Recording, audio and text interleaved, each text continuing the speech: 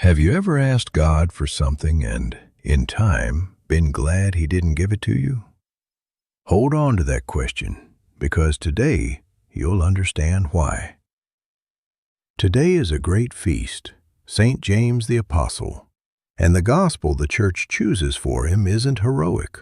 It's one where James comes off rather badly.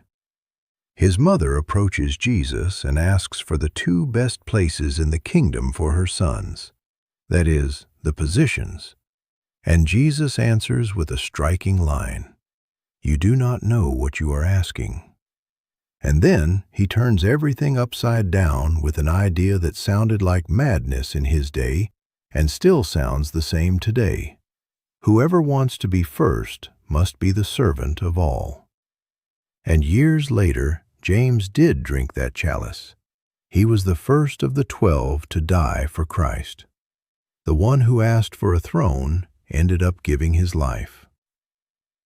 Stay with me, because today we're going to talk about ambition, the kind that sickens and the kind that saves. And I promise you'll look differently at the way you seek recognition. Listen to this deeply human scene. Notice how the others react. The mother of the sons of Zebedee approached Jesus with her sons and did him homage, wishing to ask him for something. He said to her, "What do you wish?" She answered him, "Command that these two sons of mine sit, one at your right and the other at your left, in your kingdom." Jesus said in reply, "You do not know what you are asking. Can you drink the chalice that I am going to drink?" They said to him, "We can." He replied, "My chalice you will indeed drink, but to sit at my right and at my left, this is not mine to give, but is for those for whom it has been prepared by my Father."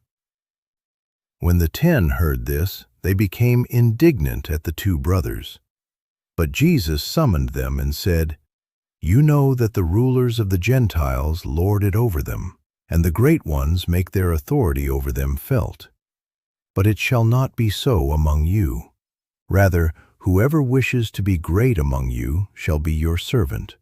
Whoever wishes to be first among you shall be your slave. Just so the Son of Man did not come to be served, but to serve and to give his life as a ransom for many." The Gospel of the Lord. Praise to you, Lord Jesus Christ. Look first at the scene, my brother, because it has a humanity that touches you. A mother approaches Jesus to ask for the best places for her sons. And who doesn't understand that woman? Every mother wants the best for her own. She isn't a bad woman, she's a mother. And what's more, notice, she has faith. She truly believes Jesus will reign, when the others weren't yet so sure. The problem isn't that she asks. The problem is what she asks and how she pictures that kingdom. She pictures it like any kingdom of this world, with thrones, with hierarchies, some on top and others underneath. And that's where Jesus has to correct her, because his kingdom works exactly the other way around. And he tells her that line I find among the wisest in the gospel. "You do not know what you are asking." Keep it, because it's a portrait of us. How many times have we asked God for things with no idea of what came inside them? Think for a moment about your own life, that job you asked for so hard, and that later took your health and your time with your family. That person you prayed for desperately, and whom you're grateful today not to have had beside you. That door that closed and that you wept over, and that with the years you understood God was saving you from something. That's why, my brother, when God tells you no, He isn't always refusing you. Many times He's protecting you. He sees the whole film. You only see today's scene. And now look at the question Jesus asks, because it's the key to everything. "Can you drink the chalice that I am going to drink?" The chalice, in the Bible, is the destiny that falls to each one, and in Jesus' case, it's the passion. That is, he's telling them, you ask me for glory, but the road to that glory goes through the cross. Are you ready for that too?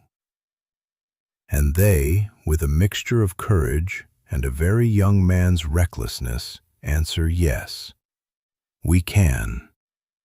They didn't yet know what they were saying, but look at what Jesus does.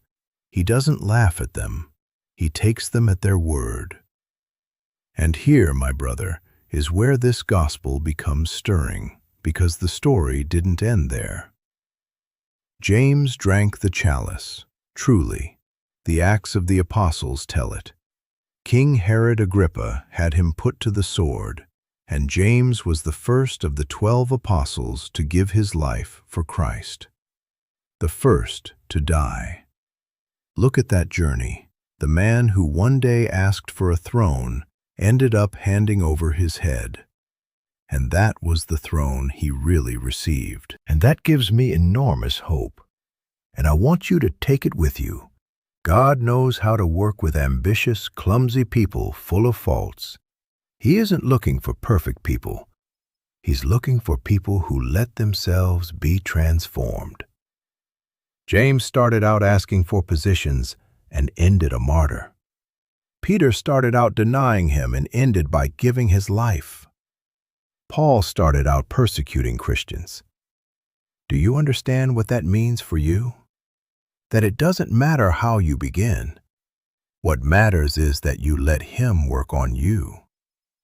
Now look at the detail almost nobody comments on, and it makes me smile. When the other 10 find out, they became indignant at the 2 brothers. They got angry. And why did they get angry, my brother? Because the request was wrong? Not at all. They got angry because they hadn't thought of it first. They wanted the same thing. There they are, the 12 apostles, chosen by Jesus, squabbling over positions like in any office today. And that consoles me enormously, because it takes away that false idea that the saints were made of different stuff. They weren't. They had envy, ambitions, jealousy, rivalries, just like at your work and in my parish. And even so, Jesus dismissed none of them.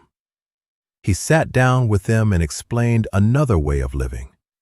So if in your group, your family, or your community there are tensions like these, don't be scandalized.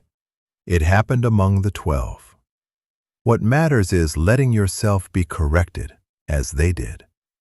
And then Jesus gathers them and delivers the teaching that turns the whole world upside down. Look at how he says it. The rulers of the Gentiles lord it over them, and the great ones make their authority felt. But it shall not be so among you. Look how clear. In the world, power is measured by how many people serve you. In the kingdom, greatness is measured by how many people you serve. It's exactly the reverse. And this isn't pretty poetry, my brother. It's a radical reversal. Ask yourself, how do you measure whether someone is important?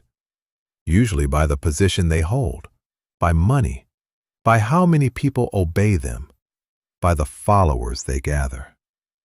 And Jesus tells you, no. The greatest before God is the one who serves most. And that completely changes who is important in your house. Because maybe the greatest person in your family, in God's eyes, is that grandmother who cooks and cleans and nobody thanks her.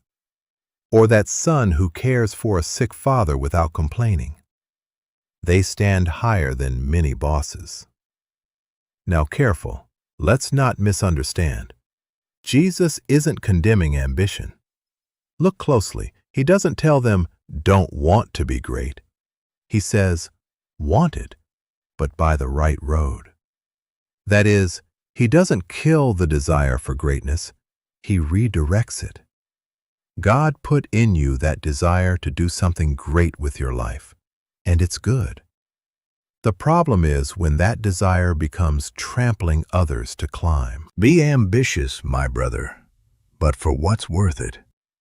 Be ambitious to love much, to serve much, to leave someone's life better than you found it. And there's a very simple test to know whether your service is the good kind or the kind that's after applause. And I give it to you because it stings, but it works. Look at how you react when nobody thanks you. If you serve and they acknowledge it, anyone can handle that. But if you serve and nobody notices, and even so you go on serving with joy, that's when it's real love. The one who serves to be seen stops serving the moment he isn't seen. And Jesus ends with the line that sums up his whole life. The Son of Man did not come to be served, but to serve, and to give his life as a ransom for many. Notice he doesn't say, "Do as I say." He did it first. God himself, the owner of everything, knelt down to wash feet. And then he let himself be nailed to a cross. That's the resume of our King. So when it falls to you to serve in something you feel is beneath you, remember who did it before you. So, what do we take home today? That sometimes we ask without knowing what we're asking, and that God's no is very often protection. That the road to glory passes through the chalice, and James drank it to the end. That the apostles had jealousy and envy, just like us, and even so God transformed them. That in the kingdom, greatness is measured by service, not by position.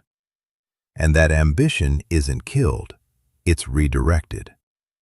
So today, if you want to be truly great, bend down and serve someone. Today we celebrate St. James the Greater, brother of John, one of the three Jesus took with him to Tabor and to Gethsemane, the first apostle martyr.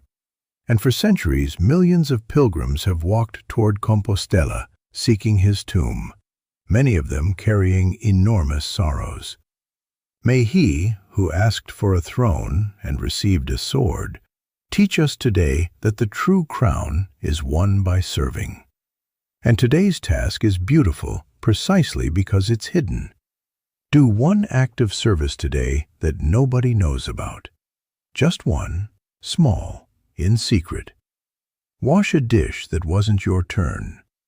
Do a favor without saying it was you. Pray for someone without telling them.